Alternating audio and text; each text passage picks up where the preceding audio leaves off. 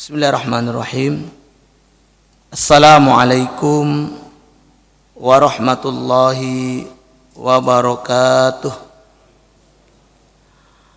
Alhamdulillahi rabbil alamin wa bihi nasta'inu ala umurid dunya waddin. Wassalatu wassalamu ala asyrafil anbiya'i wal mursalin nabina wa habibina Muhammadin wa ala alihi wa ashabihi ajma'in, amma ba'd. Usikum wa iyaya bitaqwallah faqad fazal muttaqun. Qala Allah ta'ala fi kitabihil karim, a'udzu billahi minasy syaithanir rajim. Ya ayyuhalladzina amanu taqullaha haqqa tuqatih wa la tamutunna illa wa antum muslimun. Rabbi shrah li sadri wa yassir li amri wahlul 'uqdatam min lisani yafqahu qawli. Subhanaka la ilma lana illa ma 'allamtana innaka antal alimul hakim. Jamaah salat subuh yang dirahmati Allah Subhanahu wa taala. Alhamdulillah, kembali pada subuh kali ini kita melanjutkan kajian tentang ruqyah syar'iyah, di mana pada kesempatan yang berbahagia ini kita akan memasuki sesi terakhir dari kajian 3 pekan yang sudah kita lalui, yaitu tentang praktek ruqyah. Setelah kita mengkaji tentang sihir, bahayanya, dan bahwa sihir itu nyata, bahwa sihir itu ada, ya, tidak bisa dianggap remeh. Karena berapa banyak keluarga hancur karena sihir, berapa banyak usaha tutup karena sihir, dan berapa banyak orang yang sehat tadinya lalu sakit-sakitan karena sihir juga. Lalu kemudian kita sudah juga mengkaji 10 jenis sihir yang sering dijumpai di tengah masyarakat, media, efek, dan juga solusinya. Dan pada hari ini, subuh ini, kita coba akan menyampaikan tentang bagaimana praktek ruqyah yang bisa kita lakukan untuk membentengi diri, menjaga, dan bahkan juga untuk mengobati dikala kita terkena gangguan sihir, jin, ataupun ain, yaitu tatapan mata karena hasad ataupun tatapan mata karena takjub. Jamaah yang dimuliakan Allah Subhanahu wa taala. Kenapa ini perlu kita sampaikan? Karena juga ada sedikit kesalahpahaman di tengah-tengah kaum muslimin terkait hukum meminta ruqyah. Banyak kaum muslimin tidak ingin minta ruqyah ketika sakit karena alasan takut kehilangan keutamaan masuk surga secara langsung. Karena ada hadis dari Rasulullah bahwa ada 70.000 umat Nabi ini nanti masuk surga tanpa hisab.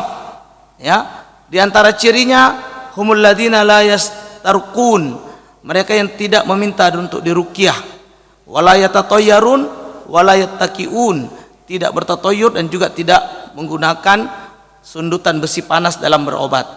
Nah, hadis ini memang terjadi khilaf bainal ulama tentang penjelasan maksud daripada perkataan Nabi tersebut. Nah, namun beberapa pendapat yang sudah kita dengarkan baik dari Syekh bin Baz, ya, dari ustadz-ustadz kita juga seperti Ustadz Khalid Basalama, kemudian Ustadz Firanda, Ustadz Muhammad Abdul Tuasikal menjelaskan bahwa yang dimaksud di situ, ya, meminta ruqyah yang syirkiyah, ruqyah yang tidak syar'i. Adapun ruqyah syar'i itu dibolehkan, tidak ada masalah. Nah, jika pun masih berpendapat juga tidak ingin minta ruqyah, maka hari ini kita ajarkan cara meruqyah sendiri, biar tidak lagi bergantung pada orang, tidak lagi bergantung pada peruqyah.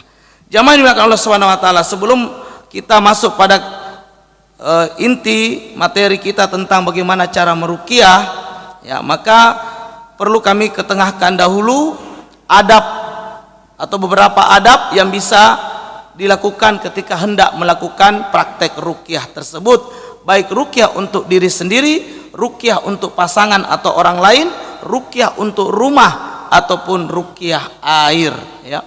Yang pertama, adabnya adalah hendaknya berwudu terlebih dahulu, ya, karena dalam ruqyah itu kita akan membaca kalimat-kalimat thayyibah, ya. Kita akan membaca ayat-ayat Al-Qur'an. Maka dianjurkan untuk dalam keadaan suci. Ini bukan syarat, hanya sebagai adab saja, ya. Kemudian yang kedua, baca ayat Al-Qur'an yang sering digunakan untuk ruqyah. Jadi ayat-ayat Al-Qur'an itu ada yang sering, ya, seperti apa? Ayat kursi. Ini diantara ayat yang paling banyak dijadikan ayat-ayat ruqyah oleh para praktisi ruqyah. Kemudian 2 ayat terakhir surat Al-Baqarah, ya. Kemudian juga surat Al-Ikhlas, Al-Falaq dan An-Nas, atau ayat-ayat lainnya. Sebagaimana kita sudah sampaikan pada pertemuan-pertemuan sebelumnya, bahwa seluruh Al-Qur'an itu boleh dijadikan sebagai ayat-ayat ruqyah, ya, seluruh Al-Qur'an, ya. Yang ketiga, bisa juga dengan menggunakan doa yang pernah diajarkan Nabi Sallallahu Alaihi Wasallam. Nanti akan kita uraikan beberapa doa-doa tersebut. Yang keempat, bisa juga dengan mengusapkan tangan ke anggota tubuh yang bisa dijangkau atau ke anggota tubuh yang sakit. Yang kelima, menggunakan media air. Caranya nanti akan kita juga praktekkan di sini secara bersama-sama, ya. Air itu nanti diruqyah, kemudian, ya, boleh air ini nanti diminum, boleh juga untuk dipakai mandi, dan boleh juga untuk menyiram rumah, kantor, toko, ataupun bangunan-bangunan yang dianggap terindikasi terkena sihir atau mengalami gangguan jin. Yang keenam, tawakal kepada Allah. Nah, ini tentu menjadi pondasi utama, bahwa ruqyah itu tidak memberikan pengaruh secara sendirinya. Tetapi ruqyah ini, jamaah yang dimuliakan Allah Subhanahu wa taala, berpengaruh atas izin Allah. Maka kita harus tanamkan tawakal kepada Allah, bahwa yang akan menyembuhkan penyakit kita itu adalah Allah Subhanahu wa taala, bukan ruqyah semata-mata. Karena Allah berfirman dalam surat Asy-Syu'ara ayat 80, A'udzubillahi minasyaitonirrajim, wa idza maridtu fahuwa yashfin. Dan jika aku sakit, kata Nabi Ibrahim ketika menjelaskan tentang Allah kepada Namrud, ya, dan jika aku sakit, maka dialah Allah yang menyembuhkanku. Inilah beberapa adab-adab sebelum kita melakukan praktek ruqyah. Lalu seperti apa praktek ruqyah yang bisa kita lakukan di rumah ataupun di mana saja? Jamaah yang dimuliakan Allah Subhanahu wa taala, ada beberapa yang bisa kita lakukan. Di antaranya yang pertama, praktek ruqyah mandiri. Ruqyah untuk diri sendiri. Faedahnya apa? Jamaah yang dimuliakan Allah Subhanahu wa taala, ini sangat bermanfaat, khususnya ketika kita sedang mengalami sakit. Atau misalnya ada wanita yang sulit hamil, sudah periksa dokter, normal kata dokter, tapi tak kunjung pula hamil, ya. Maka ini bisa dibantu dengan ruqyah mandiri, ya. Misalnya yang sudah terbukti ada seorang bapak sakit jantung, divonis oleh dokter dia harus pasang ring, ya. Tapi karena seorang bapak ini takut sekali dengan operasi, takut, beliau bukan tidak mau, hanya takut yang begitu besar sehingga beliau belum mau operasi. Beliau minta waktu 1 bulan untuk tidak dulu operasi, tapi ikhtiar dengan yang lain. Nah, ketika beliau minta waktu 1 bulan untuk ikhtiar, beliau mendengar ada pelatihan ruqyah di satu tempat dekat kampung beliau, maka beliau hadirlah di situ mendengarkan penjelasan dari ustadz yang menjadi pemateri pada hari itu. Salah satu yang diajarkan adalah praktek ruqyah mandiri. Setelah selesai pelatihan, maka beliau praktekkan ini di rumah sampai dengan 1 bulan ke depan, sambil menanti waktu check up kembali ke dokternya. Nah, apa yang terjadi kemudian jamaah yang dimuliakan Allah Subhanahu wa taala? Beliau praktekkan ruqyah mandiri, ya. Dan subhanallah, begitu bulan depannya dia check up, dokternya pun terheran. Lalu bertanya, "Bapak, mohon maaf, sebulan terakhir ini minum obat apa?" Kata si bapak, "Kami minum obat ya yang dokter berikan, ya." "Yang betul, Bapak." "Benar, Dok. Untuk apa saya berbohong? Saya ini sakit dan saya butuh obat, ya. Dokter pun sudah memberikan obat, saya ikuti sarannya, ya." Lalu si pasien bertanya, "Emang kenapa dokter? Kenapa dokter begitu berbeda pada kesempatan ini. Kata si dokter, karena hasil check up Bapak ini sudah menunjukkan normal. Tak ada lagi penyakit jantung, tak ada lagi perlu pasang ring. Alhamdulillah dengan ruqyah mandiri dan ruqyah air lalu diminum. Itu. Kemudian ada juga wanita 10 tahun menikah tak kunjung hamil. Periksa hasil medis normal semuanya. Suaminya normal, istrinya normal.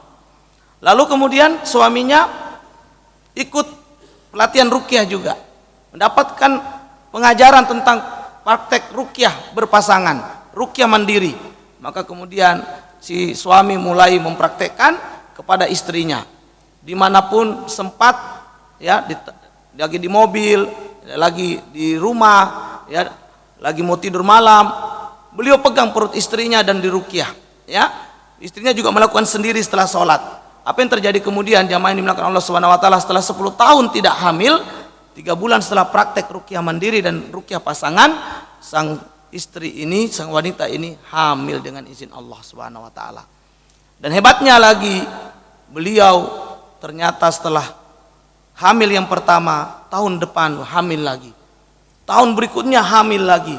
Tahun berikutnya hamil lagi. Pada akhirnya pasangan ini kewalahan dan minta untuk KB karena tiap tahun hamil. Padahal 10 tahun sebelumnya tak hamil-hamil.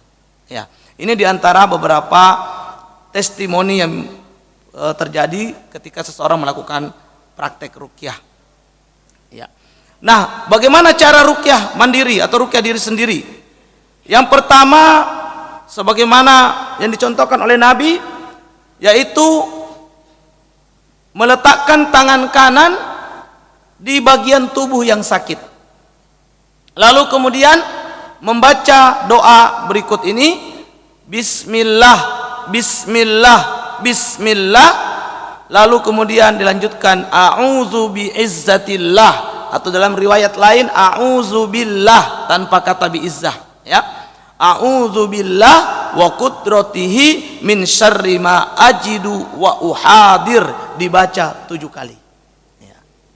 Ya, Bismillah, Bismillah 3 kali, lalu disambung A'udzu billah, ya, wa qudratihi min syarri ma ajidu wa uhadir 7 kali. Dengan apa? Jangan lupa meletakkan tangan kanan di tempat yang sakit. Bapak-bapak dan ibu-ibu sekalian dimuliakan Allah Subhanahu wa taala, mari coba kita praktek sama-sama. Siapa tahu ada yang sakit saat ini yang hadir, mudah-mudahan mungkin dengan praktek subuh ini Allah berkenan menyembuhkan. Mari bapak-bapak, tangan kanannya silakan letakkan di mana yang sakit. Ya, silakan letakkan di mana yang sakit. Saya letakkan di dada saja sebagai contoh, ya. Contoh, kita letakkan di dada seperti ini. Kalau sakit kepala letakkan di kepala, kalau sakit perut letakkan di perut. Ya, sakit gigi letakkan di pipi, di mana letak gigi yang sakit, ya. Nah, letakkan di dada, kita baca apa? Bismillah, Bismillah, Bismillah. A'udzu billahi wa qudratihi min syarri ma ajidu wa uhadir. A'udzu billahi wa qudratihi min syarri ma ajidu wa uhadir. A'udzu billahi wa qudratihi min syarri ma ajidu wa uhadir. A'udzu billahi wa qudratihi min syarri ma ajidu wa uhadir. A'udzu billahi wa qudratihi min syarri ma ajidu wa uhadir. A'udzu billahi wa qudratihi min syarri ma ajidu wa uhadir. A'udzu billahi wa qudratihi min syarri ma ajidu wa uhadir. Ya, lalu kita tarik kalau itu niatkan untuk menarik penyakitnya. Bismillah, Allahu Akbar, boleh tarik seperti itu. Jika mual, dorongkan ke atas lalu muntahkan. Nah, ini bisa dilakukan, ya, minimal pagi dan sore ba'da subuh dan ba'da asar, atau silakan dilakukan setiap kali ba'da sholat wajib, ya. Apa arti dari doa tersebut? Dengan nama Allah, dengan nama Allah, dengan nama Allah aku berlindung dengan keperkasaan Allah dan kekuasaannya dari kejelekan yang aku rasakan dan yang aku khawatirkan. Nah, ini doa yang diajarkan Nabi kita Muhammad SAW, seperti apa yang diriwayatkan oleh Imam Muslim nomor hadis 5867 dan Ibnu Hibban nomor hadis 2964 dari sahabat Utsman bin Abil As radhiyallahu anhu bahwa beliau mengadukan rasa sakit di badannya kepada Rasulullah sallallahu alaihi wasallam. Lalu Rasulullah sallallahu alaihi wasallam menyuruhnya, letakkanlah tanganmu di atas tempat yang sakit dari tubuhmu. Lalu beliau ajarkan doa di atas. Ini ruqyah mandiri yang pertama, ya. Doanya apa cuma cukup itu Ustadz? Masih ada doa lain, boleh. Silakan nanti Bapak-bapak download aplikasi di Play Store untuk Android. Apa doanya? Aplikasi apa doanya? Atau download juga aplikasi ruqyah, Go Ruqyah, ya. Go Ruqyah dari teman-teman ARSY, Asosiasi Ruqyah Syar'iyyah Indonesia. Nah, itu bisa di sana ada doa-doa ini, ya. Di antara doa tersebut, As'alullahal azim Rabbal arsil azim ayyasfiyak, itu boleh kita baca. Atau Allahumma rabban nas adjibil ba'sa isfi fa antas syafi la shifaa illa shifauk shifaan la yughadiru saqama, dibaca 3 kali. Ini yang pertama, ruqyah mandiri pertama, ya. Yang kedua, ruqyah mandiri kedua itu adalah ruqyah sebelum tidur. Yang ini adalah kebiasaan Nabi kita Muhammad sallallahu alaihi wasallam, bahkan beliau tidak pernah tidur sebelum melakukan ruqyah ini, ya. Sebagaimana diceritakan oleh istri beliau sendiri, Aisyah radhiyallahu anha. Bahkan ketika Nabi sakit keras, yang sakitnya membuat beliau sangat lemah, maka beliau minta kepada Aisyah untuk membantunya membacakan. Lalu Aisyah kemudian membaca, ya, dengan mengambil kedua tangan Nabi karena mengharapkan keberkahan dari tangan Nabi, ya. Lalu setelah dibaca diusapkan ke tubuh Nabi, ya. Nah, apa?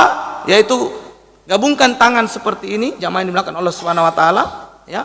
Lalu baca surat Al-Ikhlas, surat Al-Falaq dan surat An-Nas, ya. Ini dibaca, ya. Setelah dibaca disembur. Kalau orang Aceh bilang sembur. Sembur itu beda dengan tiup, Pak. Kalau tiup itu tiup. Kalau sembur agak keras sehingga ada keluar sedikit air ludah. Karena dari keberkahan air ludah itulah, ya, dari bacaan kita air ludah jadi berkah, maka disembur dengan kuat. Ya. Lalu setelah dibacakan Al-Ikhlas 3 kali, Al-Falaq 3 kali, An-Nas 3 kali, setiap selesai satu surat sembur, lalu kemudian usapkan ke kepala, ya, dengan niat menarik penyakit, membentengi dari serangan sihir, ain dan gangguan jin, ya. Lalu ke wajah, ke dada, sampai perut, kedua tangan, area belakang yang bisa dijangkau sampai dengan ujung kaki. Ini Rasulullah lakukan setiap malam ketika mau tidur, ya. Ini berdasarkan hadis Aisyah, bisa dilihat dalam kitab Sahih Bukhari dan Sahih Muslim, nomor hadis 5017 untuk hadis Sahih Bukhari, dan hadis Sahih Muslim nomor hadis 2192. Ruqyah sebelum tidur, ya. Lakukan ini, jamaah yang dimuliakan Allah Subhanahu wa taala. Siapa yang punya penyakit tak kunjung sembuh, sudah capek ke dokter, capek ke rumah sakit, bosan minum obat, coba lakukan ini. Mudah-mudahan Allah kasih kesembuhan, ya. Yang ketiga, ruqyah mandiri yang ketiga adalah ruqyah ketika terjadi luka, baik karena jatuh, baik karena digigit binatang berbisa, ataupun luka-luka yang lain. Caranya bagaimana? Yaitu ambil air ludah sedikit. Nah, ini air ludah kita ini berkah nih, Pak, ya. Air ludah yang di sini tidak najis, yang najis itu kan dari dalam, ya. Yang di sini tidak najis. Ambil air ludah sedikit, lalu kemudian apa? Pakai jari telunjuk, letakkan di tanah. Tanah itu berkah, kita juga diciptakan dari tanah, ya. Bukankah tanah itu kata Nabi apa? Ju'ilat li, ya, dijadikan untukku bumi itu apa? Tahirun, ya. Yaitu dia mensucikan lagi, ya, suci untuk ibadah, bisa untuk sholat. Jadi kita tidak ada alasan ketika di padang pasir tak ada air pun kita sudah bisa sholat dengan bertayamum. Ambil air ludah, kemudian campur dengan tanah sedikit atau debu, lalu baca doa. Doanya, Bismillahi turbatu ardina biriqati ba'dina yushfa saqimuna biizni rabbina, ya. Bismillah turbatu ardina biriqati ba'dina yushfa saqimuna bi'izni rabbina. Saya ulangi sekali lagi. Bismillahi turbatu ardina biriqati ba'dina yushfa saqimuna bi'izni rabbina. Dengan nama Allah, debu tanah kami, dengan ludah sebagian kami, semoga sembuh orang yang sakit dari kami dengan izin Rabb kami. Ya. Ini pernah dilakukan oleh sahabat Abu Sa'id Al-Khudri ketika beliau sedang safar dengan beberapa sahabat lain, lalu sampai di satu kaum, beliau meminta bertamu tapi tidak diterima, lalu beliau melanjutkan perjalanan. Belum jauh dari kaum tersebut, tiba-tiba utusannya datang lalu mengatakan, siapa yang bisa meruqyah di antara kalian? Ternyata kepala kaum tersebut yang tadi menolak untuk menerima sahabat ini sebagai tamu sedang tergigit binatang berbisa, ya, racun, ya. Nah, lalu Abu Sa'id mengatakan, saya bisa dengan izin Allah. Lalu beliau datang ke kepala kaum, tapi sebelum diruqyah, Abu Sa'id mengatakan kepada utusan tersebut dan kepada kaum tersebut, ada syarat, yaitu kami mau untuk menolong, tapi tolong terima kami sebagai tamu. Maka kaum itu menerima, lalu diruqyahlah. Salah satu ruqyahnya adalah ini. Dibacakan dulu Al-Fatihah 7 kali, setelah itu kemudian ambil air ludah, taruh debu sedikit, bacakan doa ini, lalu letakkan di tempat yang luka tadi, bekas gigitan binatang berbisa tadi. Apa yang terjadi, jamaah yang dimuliakan Allah Subhanahu wa taala? Kepala kaum tersebut langsung sembuh total tanpa meninggalkan bekas sedikit pun. Sembuh. Sehingga di sini para ulama mengatakan ruqyah itu bisa untuk medis, tidak hanya untuk gangguan jin, gangguan ain atau gangguan sihir. Medis pun bisa. Ini kan jelas digigit binatang berbisa dan sembuh. Akhirnya kepala kaum itu memberikan penghormatan kepada sahabat tadi dengan memberikan kambing sebanyak 37 ekor. Ya, 37 ekor. Ini ruqyah mandiri yang ketiga, itu ruqyah air. Ya. Kemudian jamaah yang dimuliakan Allah Subhanahu wa taala, selanjutnya bagaimana ruqyah yang kedua, yaitu ruqyah pasangan atau ruqyah untuk orang lain.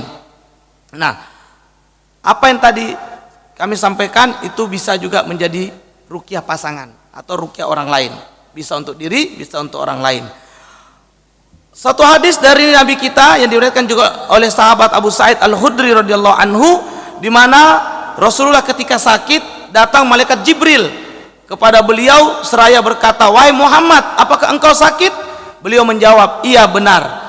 Jibril lalu mengucapkan sambil niat meruqyah Nabi, doanya adalah bismillahi arqika min kulli syai'in yu'dika min syarri kulli nafsin au ainin hasid Allah yashfika bismillahi arqik. Ini dibaca 3 kali jamaah yang dimuliakan Allah Subhanahu wa taala. Ini adalah salah satu ruqyah untuk orang lain atau pasangan. Jadi Nabi kita juga diruqyah oleh malaikat Jibril. Makanya ruqyah itu tidak apa-apa, boleh, ya, tidak terlarang. Ya.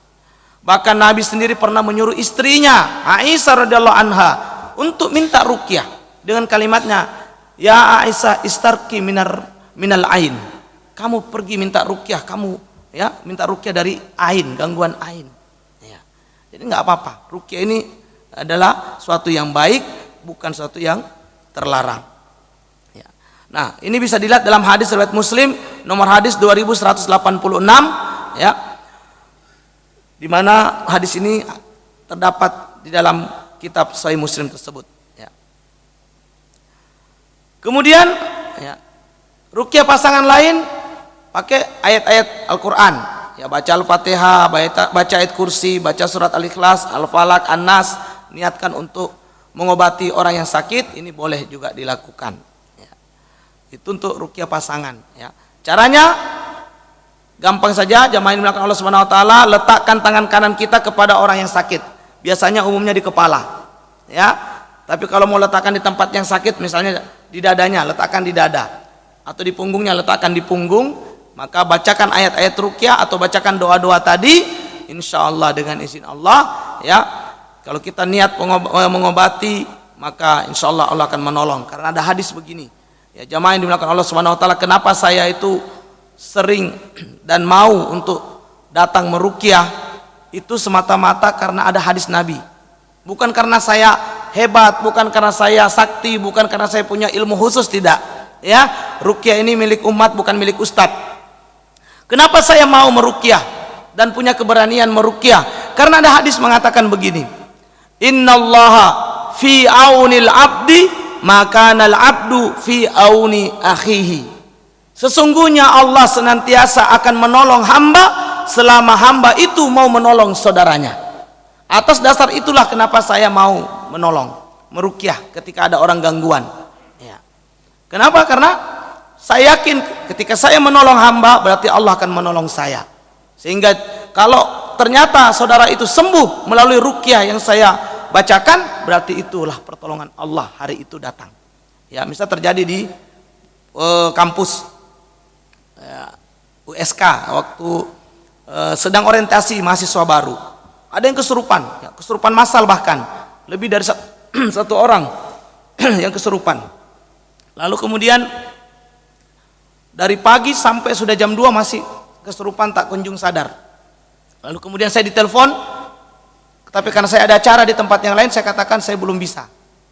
Tapi kemudian jam 3 saya ditelepon kembali, karena sudah begitu lama dari pagi sampai jam 3 belum sadar. Akhirnya saya minta izin dari panitia acara yang saya ikuti, saya datang ke sana. Apa yang terjadi jamaah yang dimuliakan Allah Subhanahu wa taala, ternyata yang kesurupan tinggal 1 orang lagi. Tinggal 1 orang lagi dari, kalau tidak salah, sekitar 5 atau 7 orang yang kesurupan saat itu. Nah, 1 orang ini perempuan. Dan hebatnya, kurang ajarnya si jin ini, ya bukan hebatnya, kurang ajarnya si jin ini, dia memang suka sekali memilih ya orang-orang atau wanita-wanita yang paling baik di antara yang ada, ya.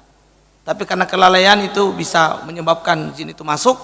Jadi wanita ini sebenarnya adalah wanita yang bercadar saat itu. Satu-satunya dari peserta orientasi itu dialah yang bercadar. Tapi dia pula yang kemudian lama sekali kesurupan sampai cadarnya lepas, ya. Bahkan maaf, kainnya tersingkap karena memang saat orientasi itu pakaian kan tidak terlalu rapi seperti pakaian umumnya wanita-wanita muslimah. Nah, dari pagi sampai jam 3 masih kesurupan. Akhirnya saya datang. Ketika saya sampai di sana, ternyata masih ada orang yang membantu. Ya, salah satu mungkin dosen kalau saya tidak keliru, membantu meruqyah. Hanya saja ruqyahnya, ya inilah yang kadang-kadang sedikit kita kritisi, ya. Ruqyah menggunakan foto ulama itu tidak ada contohnya dari Nabi kita Muhammad sallallahu alaihi wasallam, juga tidak ada contohnya dari para ulama-ulama terdahulu, baik itu dari kalangan sahabat, tabi'in, tabi'ut tabi'in, sampai dengan ulama-ulama kontemporer yang mengikuti jalan ulama-ulama terdahulu. Tidak ada ruqyah dengan foto ulama, ya. Nah, jangan kita salah mengerti dengan kisah bagaimana Imam Ahmad pernah mengirim sandalnya ketika ada wanita yang kesurupan, ya. Itu berbeda kasusnya. Saat itu memang Imam Ahmad sedang mengisi pengajian seperti ini, tiba-tiba ada informasi dari waliul amr, ada wanita sedang kesurupan di istana. Lalu kata Imam Ahmad, karena beliau masih mengajar, tidak mungkin meninggalkan majelis, dibilanglah sama utusan raja itu, ini sendal saya, bawa ke sana, bilang sama si jin, ini sendalnya Ahmad di sampingmu, bentar lagi orangnya hadir. Jinnya langsung keluar, Pak. Bukan karena sendalnya, Pak, karena takut sama Imam Ahmad, karena Imam Ahmad soleh. Kalau orang soleh berdoa insya Allah makbul. Makanya jinnya kabur, bukan karena sendalnya, tapi karena informasi, ini sendalnya Imam Ahmad sudah sampai di sini, orangnya bentar lagi sampai. Nah, maka si jin kemudian keluar. Nah, waktu itu saya lihat, ya, seorang yang membantu itu foto ulama, entah siapa ulamanya itu, dia kasih gini ke jin, jinnya ketawa. Saya nggak takut dengan itu. Apa pula itu foto-foto itu katanya? Saya waktu itu sedang tidak turun langsung karena saya paling tidak suka ketika saya dipanggil ada orang lain yang membantu. Artinya kan biarkan orang lain selesaikan urusannya baru kita. Nah, kemudian setelah si wanita makin mengamuk, orang tua si mahasiswi ini sudah tidak sabar, marah, lalu mengatakan tidak ada yang bisa membantu anak saya. Lalu kemudian dosen di situ yang ada beberapa orang juga mengatakan, bagaimana Ustadz bisa dibantu? Boleh saya bantu, suruh berhenti dulu bapak itu. Kalau mau saya bantu, bapak itu dulu berhenti. Ya, maka diberhentikan bapak itu. Apa yang saya lakukan jamaah yang Allah Subhanahu wa taala, kalau kita ingin meruqyah, tutup dulu pintu-pintu maksiat, tutup dulu hal-hal yang buruk yang membuat setan semakin kuat. Setan itu kalau ditonton Pak, makin senang. Makanya kalau ada orang kesurupan, perempuan khususnya, itu paling banyak perempuan, itu nggak usah sok jadi pahlawan kesiangan pemuda-pemuda ini. Langsung datang pegang-pegang, makin dipegang makin jadi Pak. 10 laki-laki, 1 orang perempuan kesurupan kalah 10 laki-laki itu. Itu. Jadi kalau ada yang kesurupan nggak usah dipegang, cukup bilang kamu duduk, tenang, istighfar. Malu aurat kamu terbuka. Maka insya Allah dia akan tenang. Nggak perlu dipegang-pegang, makin dipegang makin jadi. Maka ketika itu saya kemudian mengatakan kepada orang yang ada di situ, panitia acara orientasi, tolong ini bawa ke musola, masuk ke dalam, bawa si perempuan ini ke musola. Kemudian yang boleh masuk hanya yang berkepentingan, yang tidak berkepentingan keluar terus, nggak usah masuk. Makanya masuk saat itu dosen yang bertanggung jawab dan beberapa panitia. Lalu saya katakan sama wanita, kalian wanita pegang dia, nggak usah laki-lakinya, wanita saja.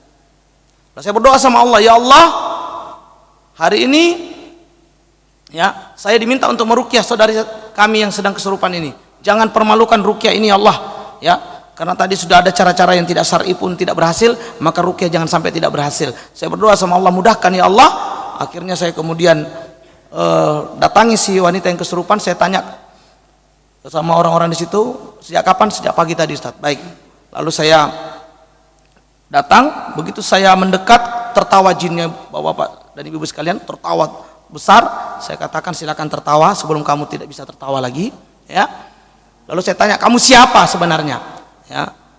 Lalu dijawab, saya ini wanita yang mati dibunuh di sini. Nah, ini jin Pak ya.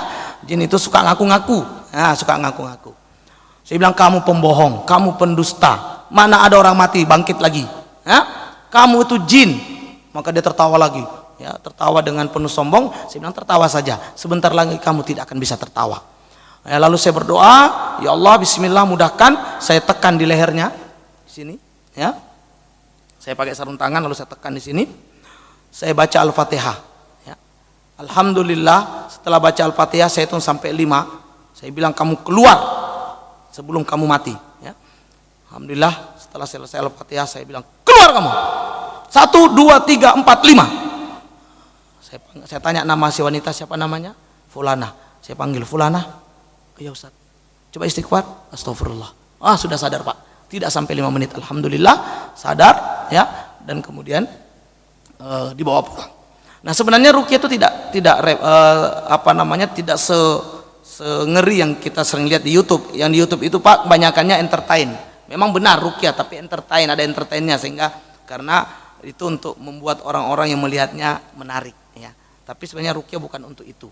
Ruqyah itu untuk menolong. Saya juga pernah meruqyah di sini. Saya ingat, saya cuma lupa tahun berapa, ada wanita datang ke sini tiba-tiba kesurupan Pak di belakang.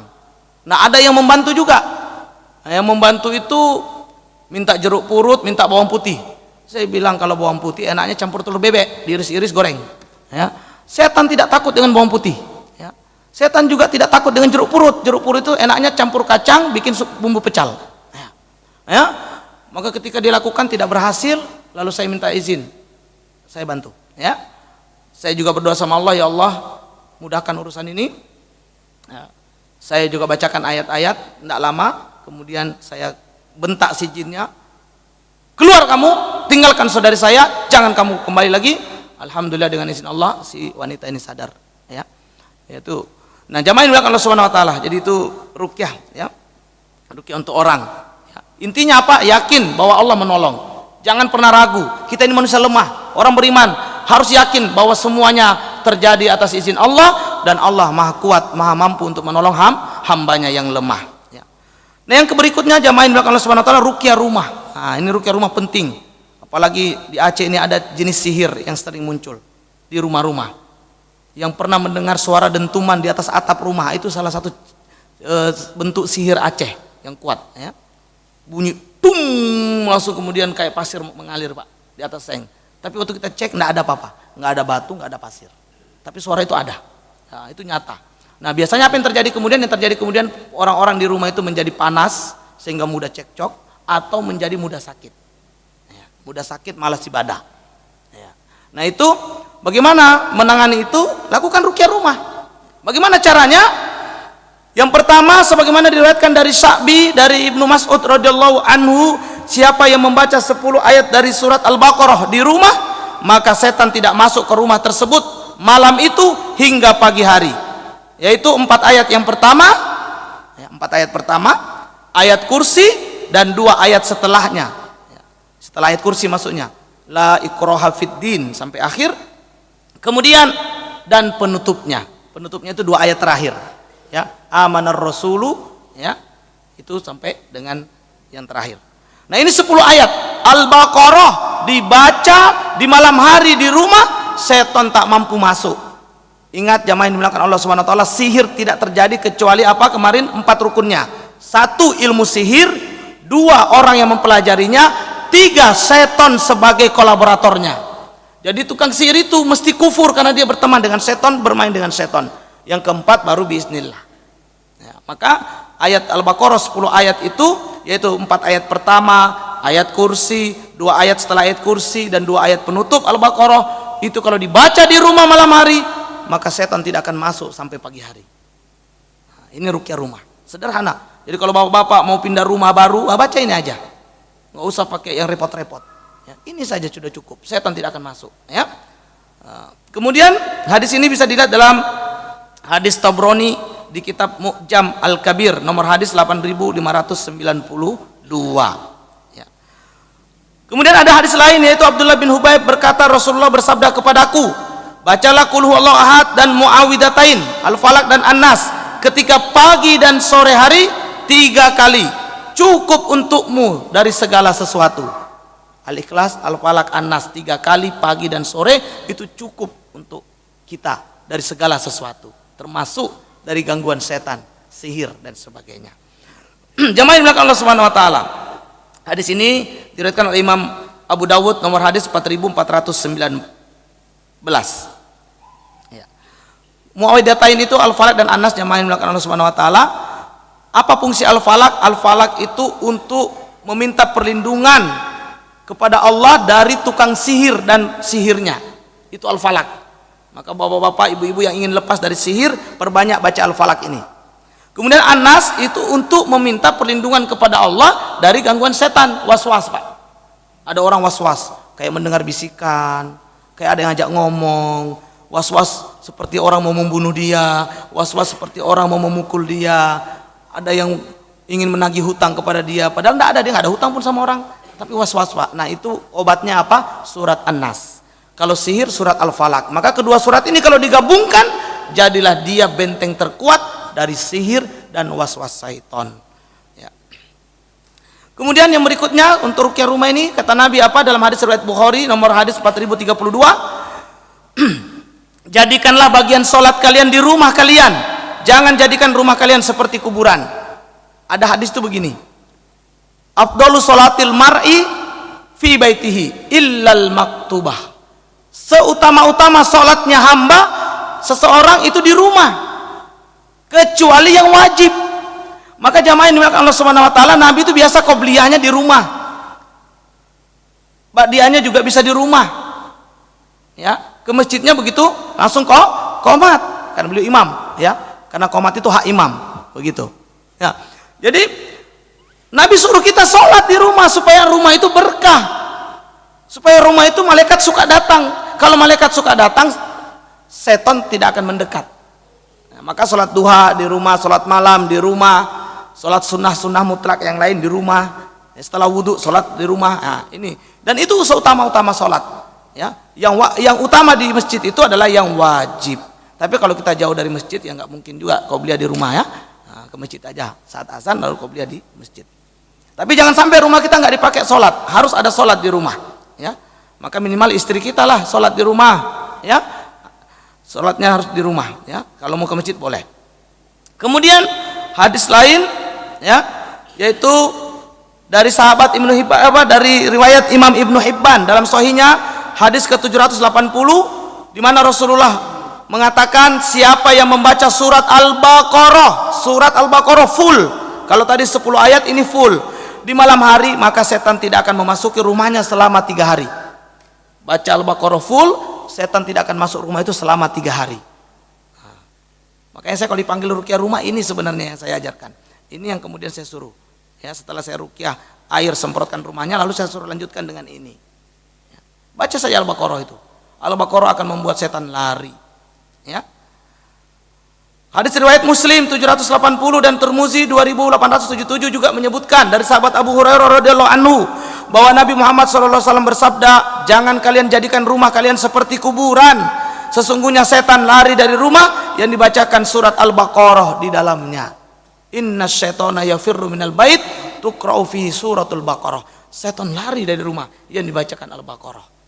Maka silakan hatamkan Al-Baqarah di rumah-rumah, ya, supaya setan itu lari. Ya. Ini diantara cara meruqyah rumah. Yang lain apa?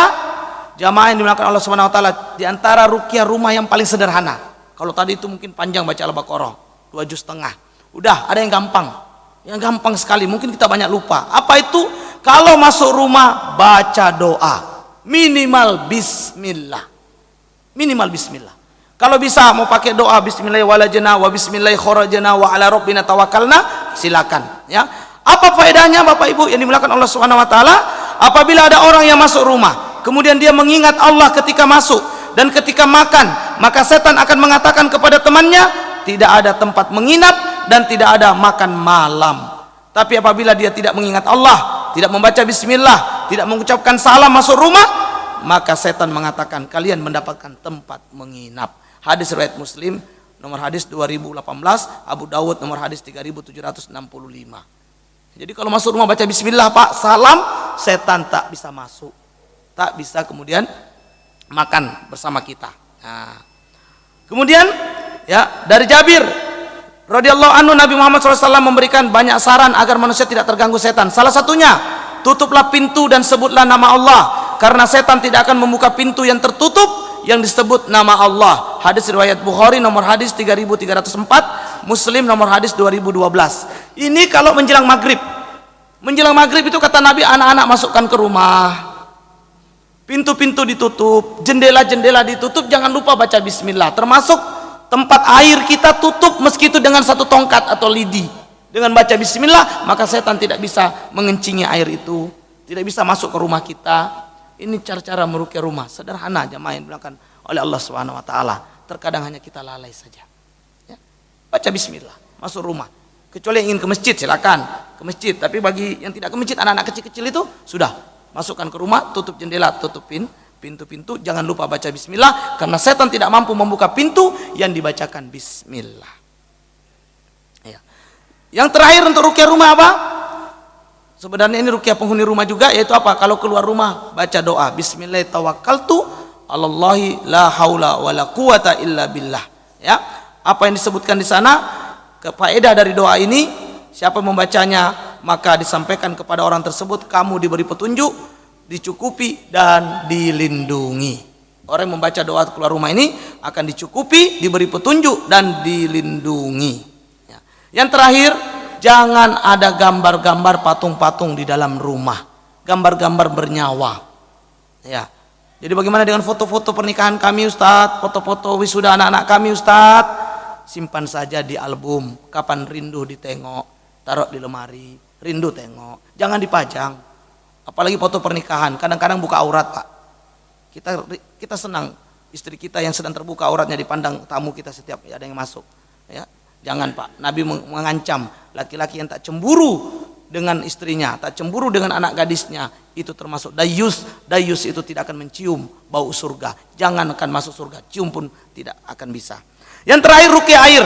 Ya, ini sebenarnya mau praktek tapi karena nggak ada air nggak apa-apa, kita sampaikan saja. Bagaimana caranya? Sebagaimana yang diriwayatkan oleh Aisyah radhiyallahu anha, beliau berkata Rasulullah SAW menemui Sabit bin Qais ketika sedang sakit. Kemudian beliau berdoa, Ishfi al-ba'sa Rabban nas an Sabit bin Qais bin Syammas. Ya. Iksifil ba'sa, sembuhkanlah, ya, hilangkanlah penyakit wahai Rabb manusia dari Sabit bin Qais as-Syammas. Kemudian beliau mengambil debu tanah dari baton dan memasukkannya ke dalam gelas, kemudian beliau menyemburkan air ke dalam gelas, ya, menuangkan air, lalu ya setelah dibacakan doa tadi dipercikkan ke badannya Sabit bin Qais, ya. Air ini juga boleh diminum. Nah, cara gampangnya Bapak-bapak, misalnya ada air, ini air misalnya, ambil air, dekatkan ke mulut, lalu baca ayat-ayat ruqyah yang paling mudah, Al-Fatihah, ayat kursi, Al-Ikhlas, Al-Falaq, An-Nas, itu yang paling mudah. Mau tambah ayat-ayat lain boleh, mau tambah doa-doa Nabi yang lain boleh. Lalu ya baca dengan niat untuk menjadikan air ini sebagai obat penawar dari penyakit. Setelah diruqyah, air ini punya 3 fungsi. Yang pertama, diminum untuk mengobati gangguan sihir, jin dan ain, juga mengobati penyakit-penyakit medis menahun yang tak kunjung sembuh. Yang kedua, dipakai mandi untuk melemahkan pengaruh-pengaruh sihir, ain yang mengenai kita, termasuk penyakit gatal-gatal eksim. Ini saya baru-baru meruqyah anak-anak, datang dibawa ke tempat saya, ini kakinya, nah di sininya ini Pak, ya, ini telapaknya, ini betisnya, di sini gatal luar biasa, sudah bolak-balik dokter tapi tak kunjung sembuh. Nah, saya bilang sama dia, ini eksim. Eksim itu gangguan jin, bukan penyakit medis biasa, tidak akan sembuh dengan obat-obat medis, ya. Gangguan jin itu hanya bisa sembuh dengan ruqyah.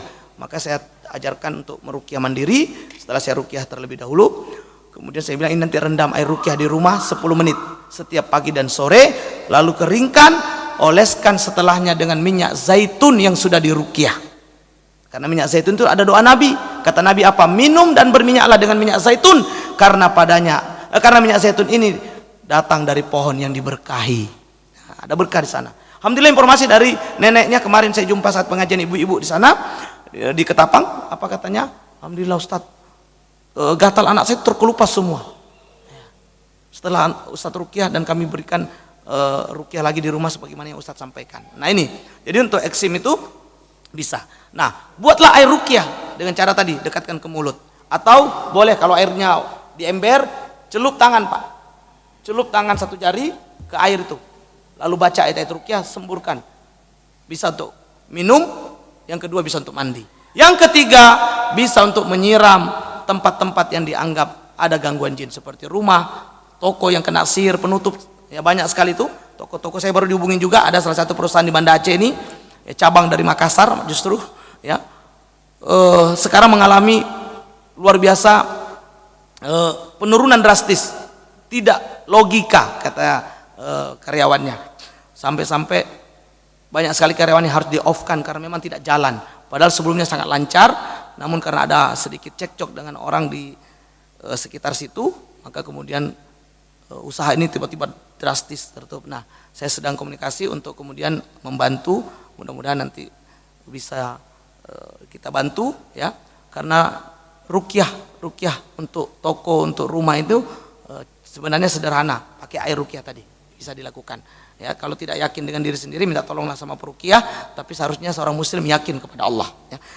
Demikian jamaah yang dimuliakan Allah Subhanahu wa taala, sebagai penutup saya ingin membacakan satu pesan dari Syekhul Islam Ibnu Taimiyah terhadap ruqyah ini. Apa kata beliau? Sesungguhnya meruqyah termasuk amalan yang utama. Meruqyah termasuk kebiasaan para nabi dan orang-orang soleh.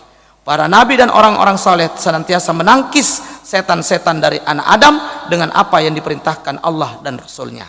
Selain untuk mengobati penyakit, ruqyah juga menjadi media untuk membentengi diri dari gangguan sihir. Praktik ruqyah ini sejalan dengan ayat Al-Quran surat Al-Isra ayat 82 yang menjelaskan bahwa Al-Quran diturunkan sebagai obat bagi manusia. Wa nunazzilu minal Qur'ani ma huwa syifa wa rahmatul lil mu'minin. Wallahu a'lam bishawab. Barakallahu fikum. Subhanakallahumma bihamdik, asyhadu an la ilaha illa anta, astaghfiruka wa atubu ilaik. Billahi taufiq wal hidayah. Assalamualaikum warahmatullahi wabarakatuh.